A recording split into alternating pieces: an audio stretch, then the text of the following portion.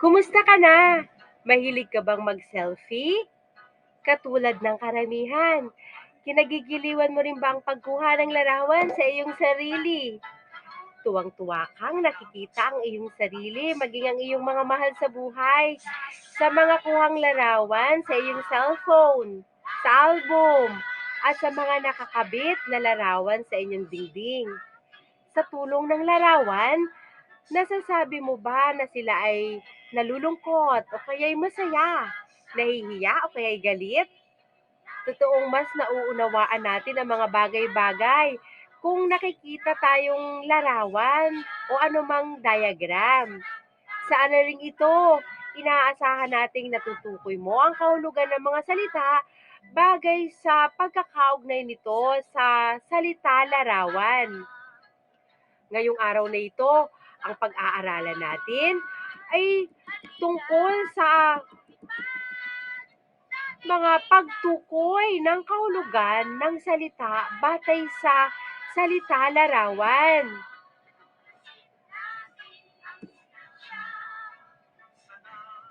Balikan natin mga bata. Sagutin natin ito.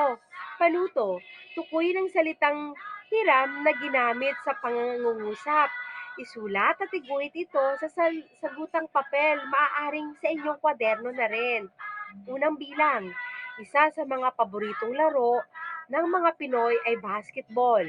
Ikadalawa, telebisyon ang regalo ni Maria sa kaarawan ng kanyang nanay. Ikatlo, hilig ni ate na magbasa ng iba't ibang magazine. Ikaapat, mahilig talaga si Lilet sa musika. Ikalima, binilhan ako ng nanay ng bagong laptop. Sige mga bata, itama na natin ang inyong mga kasagutan.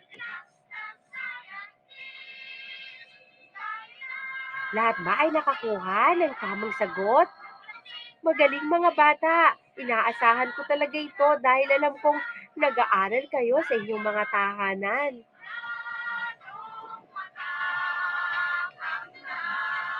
Basahin natin ang talata sa ibaba at pansinin ninyo ang mga nakaitim na sulat o salita. Ang pamagat nito, Puso ng Pasko ni Maria Teresa E. Cortez. Tuwang-tuwa ang mga tao tuwing sasabit na ang ika-25 ng Disyembre. Ito ay buwan na itinuturing na isinilang si Jesus na tagapagligtas ng sanlibutan. Abalang-abala ang pamilya ni Hana sa paghahanda ng kanilang pagsasaluhan sa Noche Buena. Habang si Hana ay nakadama ng lungkot dahil wala siyang regalong maihahandog kay Jesus. Tumingala siya sa langit at nakita niya ang mga talang nagniningning. Taimtim siyang nagdasal kay Jesus. Nagpasalamat sa mga biyayang kanyang natatanggap araw-araw at binati niya ng maligayang kapanganakan. Biglang napawi ang nadaramang lungkot ni Hana at siya'y masaya nang nakipaglaro sa kanyang mga kapatid. Naunawaan ba ang ating maikling kwento ngayon? O siya, sige mga bata, kung naunawaan, sagutin natin ito. Bakit masaya ang mga tao tuwing sasapit ang ika-25 ng Disyembre? Ayon sa binasa or inyong napakinggan, ano ang turing kay Jesus?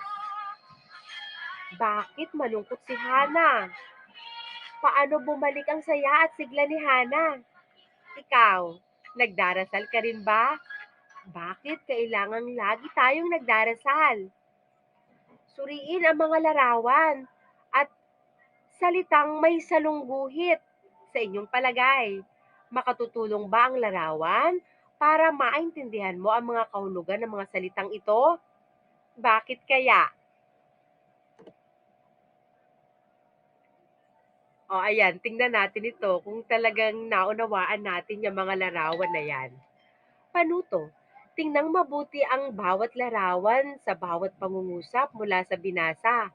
Tukuyin ang kahulugan ng mga salitang may salungguhit sa pamamagitan ng pag-ugnay ng mga larawan. Isulat ito sa inyong kwaderno. Unang bilang, tuwang-tuwa ang mga tao tuwing sasapit na ang ika-25 ng Disyembre. Ang salitang may salungguhit, sasapit. Ika-2 bilang, ito ay ang buwan na itinuturing na isinilang si Jesus na tagapagligtas ng sanlibutan. Tagapagligtas ang may salungguhit. Ikatlo, abalang-abala ang pamilya ni Hana sa paghahanda ng kanyang pagsasaluhan sa Noche Buena. Habang si Hana ay nakadama ng lungkot dahil wala siyang regalong maihahandog kay Jesus. Ang salitang may salungguhit, maihahandog. Ika-4, tumingala siya sa langit at nakita niya ang talang nagniningning. Ang salitang may salungguhit, nagniningning. At ang ika-5, taimtim siyang nagdasal kay Jesus. Nagpasalamat sa mga biyayang kanyang natatanggap araw-araw at binati niya ito ng maligayang kapanganakan. Ang salitang may salungguhit, taimtim. O ano mga bata, tapos na ba kayong malaman kung ano ang kahulugan ng bawat salita ayon sa mga larawan? Sige, sagutin na natin. Kapag sinabi nating sasapit, ito ay malapit nang dumating. Kapag sinabi nating tagapagligtas, mali po ito ha, tagapagligtas po ito. Kapag sinabi nating tagapagligtas, ito po yung sumasakop or gumawa ng paraan para lahat ng ating mga kasalanan ay mawala na. Kapag sinabi nating maihahandog, ito po'y isang munting regalo. Nagniningning, kumukuti-kutitap o kumikislap-kislap. Taimtim, ito po'y damdaming kinakausap natin ang Panginoon. Or nagdarasal tayo ng taos sa puso. Ayan, parehas ba tayo or nalalapit ba ang ating mga kahulugan, mga bata? Magaling! Tandaan po natin, may mga pagkakataon na maaaring gumamit ng larawan para matukoy ang kahulugan ng isang salita. Ang tawag dito ay ugnayang salita-larawan. Kailangan mong suriin ang mga larawan at tukuyin ang ipinakikita nito upang maiugnay sa salitang nais bigyan ng kahulugan. Meron po tayong halimbawa dito. Halimbawa, tangkay na ang ibig sabihin, bahagi o katawan ng kahoy. Kapag sinabi naman po natin na nakakikimi, ito po'y nahihiya. Sige mga bata, nauunawaan na ba ang ating aralin? Ayan, natutuwa si teacher, naunawaan na ninyo. Magbibigay ako ng pagsasanay. Ayan, panuto. Pag-ugnayin ang hanay mga salita, sa hanay ba, mga larawan, upang matukoy ang kahulugan. Isulat ito sa inyong kwaderno.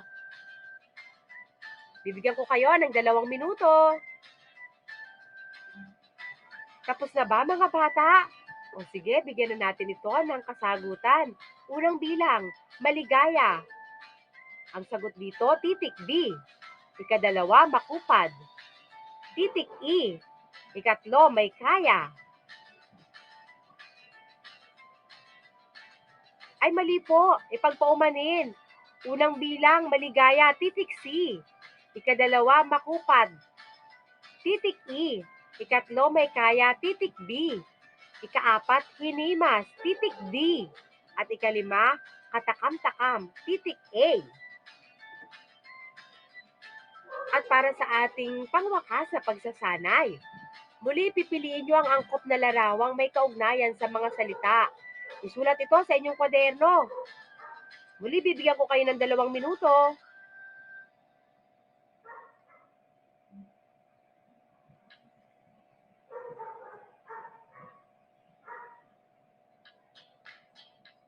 Ayan, tapos na ba? Sagutan na natin. Unang bilang, matayog. Ito po ay titik B. Banderitas ng ika-2, ito po ay titik E. Maningning. Ito po ay titik A. Ika-4, nangangamba, titik C. At ika-5, binawian ng buhay, titik D. Ayan, tapos na tayo mga bata.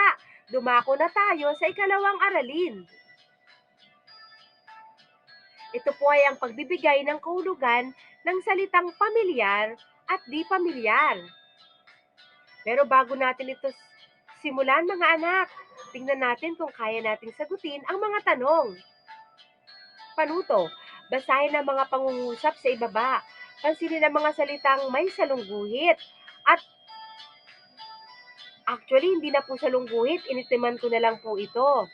At tukuyin mo kung ano para sa iyo ang salitang pamilyar at di pamilyar. Isulat ito sa loob ng kahon. Gagawin ninyo ito sa inyong kwaderno. Sabihin na rin ang kahulugan nito. Unang bilang, ang anumang problema ay kayang lutasin kung sama-sama. Ikadalawa, ang aking pagsisikap ay nagmumula sa pangarap. Kung maganda ang bukas para sa aking sarili at para sa aking pamilya. Ikatatlo, maaaring hindi tugma ang aking opinyon sa pananaw ng inyong pamilya o kaibigan. Ika-4, kayang-kaya ang problema kapag kapiling siya. At ika-5, upang higit na tumibay ang pagsasama ng ating pamilya at mga kaibigan, gawing sentro ang Panginoong Diyos sa ating buhay o sa iyong buhay. Dito po natin ang ilalagay yan. Gagawin po ito sa inyong kwaderno. Handa na ba mga bata? Naisulat na po ba sa inyong mga kwaderno ang kasagutan? O sige, tama na natin ito mga anak. Ang lutasin para sa akin ay pamilyar na salita na ang ibig sabihin, bibigyan natin ng kahulugan or solusyon. Ang pangarap naman ay nasa pamilyar din. Ito yung mga nais nating maging sa ating paglaki or nais nating makamit kahit bata pa tayo.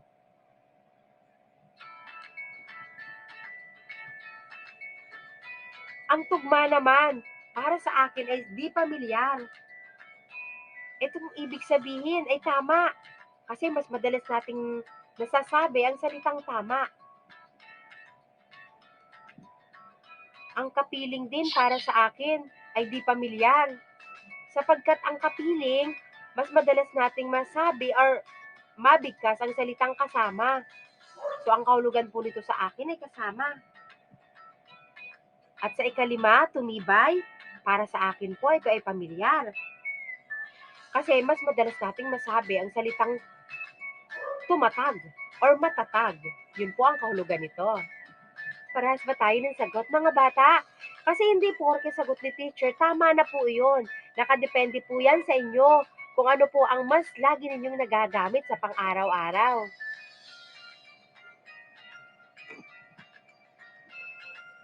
Basahin po natin ang usapan. Nagbabasa ng module si Angelo para sa kanyang aralin sa Filipino, ngunit mukhang nahihirapan siya sa kanyang aralin. Basahin natin ang kanilang pag-uusap. Ang hirap!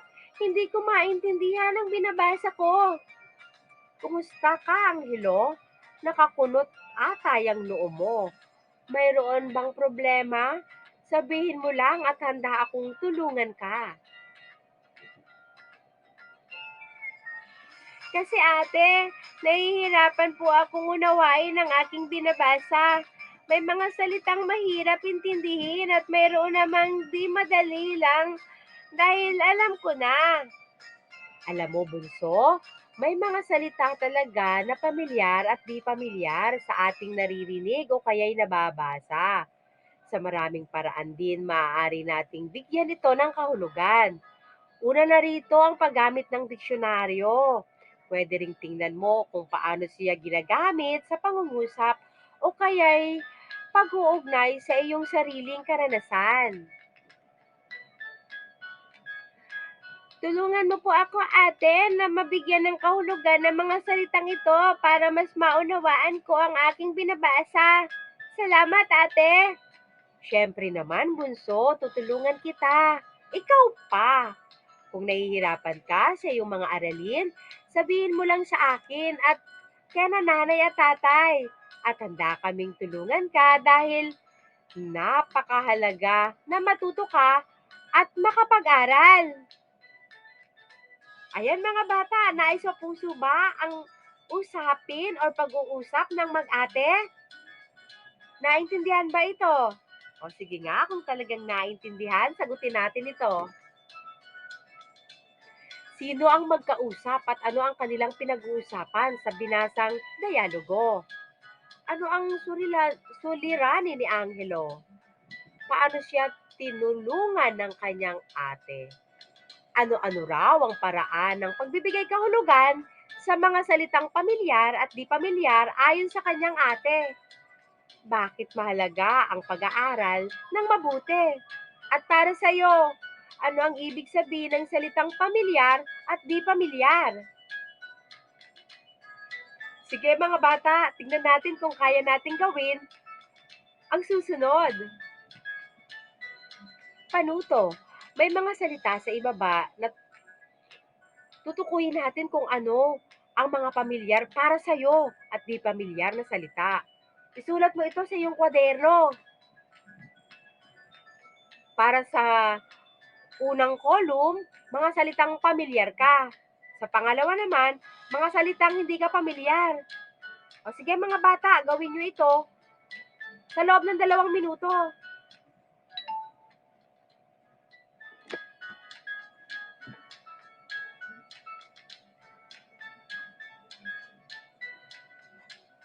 Ayan, sagutin na natin. Muli mga anak, ang mga kasagutan ni teacher ay hindi nagsasabi na yun lang ang tama. Iba kasi ang pamilyar sa'yo at di pamilyar. Pero, pwede ring parehas tayo ng kasagutan para sa mga salitang pamilyar. Anak, handa na ba kayo?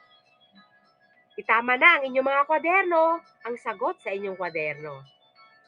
Para sa mga salitang pamilyar ka, para sa akin, ang una, kultura, sining, edukasyon, lipunan, at dangal. Para naman sa mga salitang di pamilyar para sa akin, new normal, panitikan, gadget, COVID-19, at kasarinlan. Ayan, tiglima sila para sa akin. Sa inyo kaya mga anak? Muli, hindi ko sinasabi na tama ang aking mga sinabi, katulad ng nakasulat sa inyo. Nakadepende po yan sa mga pamilyar at hindi nyo pamilyar na salita. Sige, magpatuloy tayo mga anak. Tandaan mo, ang pagbibigay ng kahulugan sa mga salitang pamilyar at di pamilyar sa pag-uugnay sa sariling karanasan. Sa iyong pag-aaral at araw-araw na komunikasyon, maraming salitang naririnig at nababasa. Maaaring ang mga salitang ito ay alam mo na o kaya naman ay bago sa iyong pandinig, kaya hindi mo pa nauunawaan. Ang tawag sa mga salitang ito or lagi mong ginagamit, naririnig at natututuhan mo ay mga salitang pamilyar. Ito ay karaniwan sa araw-araw mong pakikipag-usap, kaya naman nauunawaan mo na ang kahulugan nito at magagamit mo na ito sa komunikasyon. Halimbawa, edukasyon, cellphone, gadget, COVID-19, laptop, school. Samantalang tinatawag naman na di pamilyar ang mga salitang di karaniwang ginagamit sa pang-araw-araw na pakikipag-usap. Ito ay maaaring mga salitang hindi mo pa nababasa o narinig o natutunan or natutuhan, gaya ng mga matalinhaga o kaya naman ay mga sinaunang salita na ating mga ninuno na ginamit sa mga akdang pangpanitikan. Meron tayong halimbawa sa susunod. Halimbawa nito, alibugha, piging, kasarinlan, panimdim, tibig. O diba ang lalalim? Ang iba pang mga salita naman ay maaring pamilyar na salita sa iyo at sa mga salitang teknikal at hiram na salita mula sa ibang disiplina na pamilyar lamang sa mga dalubhasa dito. gaya ng mga salitang pang-inhinyero, pang-medisina, pang-computer analysis, at iba pa. Ito yung mga salita nila. Blueprint, processor, or processor, decongestants.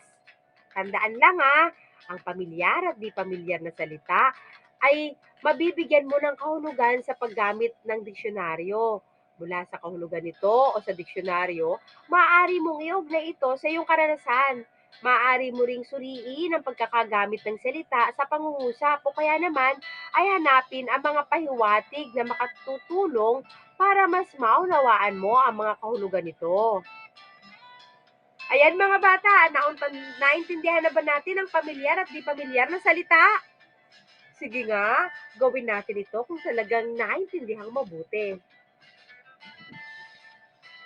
Hanggang saan nga ba ang iyong kahusayan sa pagbibigay ng kahulugan sa mga salitang pamilyar at di pamilyar patay sa iyong karanasan? Ito na ang panuto. Ibigay ang kahulugan ng mga salitang pamilyar at di pamilyar na ginamit sa pangungusap sa pamamagitan ng pag-uugnay nito sa iyong sariling karanasan. Isulat ito sa inyong kwaderno. Unang bilang, pinananabikan ka or pinananabikan ng mga bata tuwing sasapit ang Pasko dahil ito ay araw ng kapanganakan ni Jesus. Ano daw ang ibig sabihin ng salitang pinananabikan? Bumili ng bagong laptop si Aling Nena para sa kanyang anak. Laptop. Ipinasok ni Rosa ang kanyang sa ipinasok ni Rosa ang kanyang pera sa kanyang pitaka. Pitaka. Si Beth at Dita ay magkatuto. Simula pa ng bata pa sila. Magkatuto. Kalima, pumupunta ng simbahan ang mag-anak na Cruz tuwing linggo upang magpasalamat sa Diyos. Simbahan. O sige mga bata, i-check nyo lang inyong mga kwaderno. Tingnan natin kung tama lahat ang ating kasagutan. Pinananabikan, kinasasabikan, or gusto nang mangyari, gusto nang nalalapit na. Laptop. Ito po isang gadget na ginagamit na ng mga guro ngayon at mga iba pang taong nasa profesyon na maaaring gumamit nito. Pitaka. Wallet po ito. Ito po ay lalagyanan ng pera. Katuto. Ito po ay kaibigang matalik.